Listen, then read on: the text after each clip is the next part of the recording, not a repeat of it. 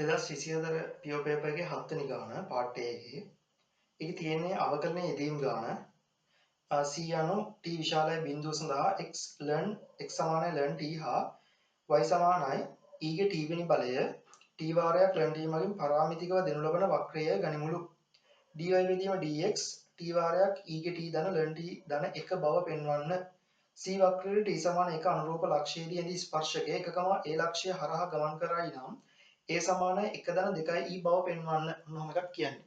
හරි. එතකොට මේකේ තියෙන්නේ x සමානයි ln t. x සමානයි ln t. අපි මේක අවකලනය කරමු t විශයෙන්. එතකොට dx බෙදීම dt සමානයි 1 යට t. ඊළඟ එක්කෙනා y සමානයි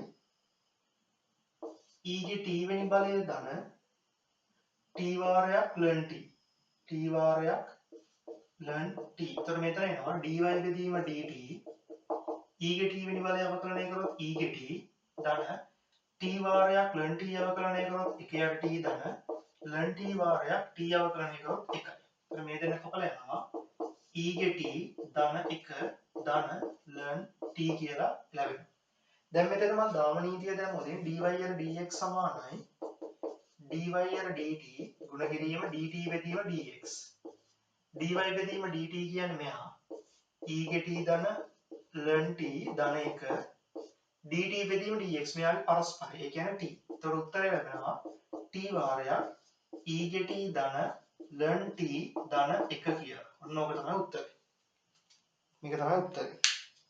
ඊට පස්සේ කියනවා c වක්‍රයට t සමාන 1ට අනුරූප ලක්ෂයේදී ඇති ස්පර්ශකය 1, a ලක්ෂය හරහා ගමන් කරයි නම් a සමාන 1 ධන 2 e බව පෙන්වන්න.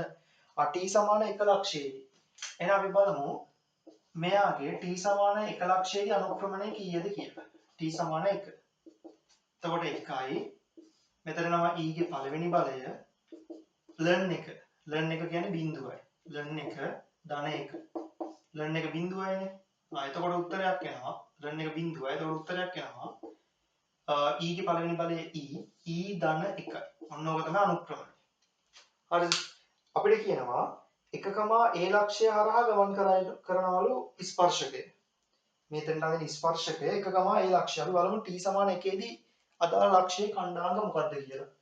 එහෙනම් මේ t සමාන 1 විට x ගියාගේ බලමු. x සමානයි ln 1 ln 1 බිඳුවයි. t සමාන 1 විට y ගියාගේ බලමු. y සමානයි e ගේ පළවෙනි බලය ධන 1 වාරයක් ln 1 ln 1 බිඳුවයි. එතකොට එතරම්ම e කියලා. එහෙනම් අදාළ ලක්ෂය බිඳුවකම e. අදාළ ලක්ෂය බිඳුවකම e.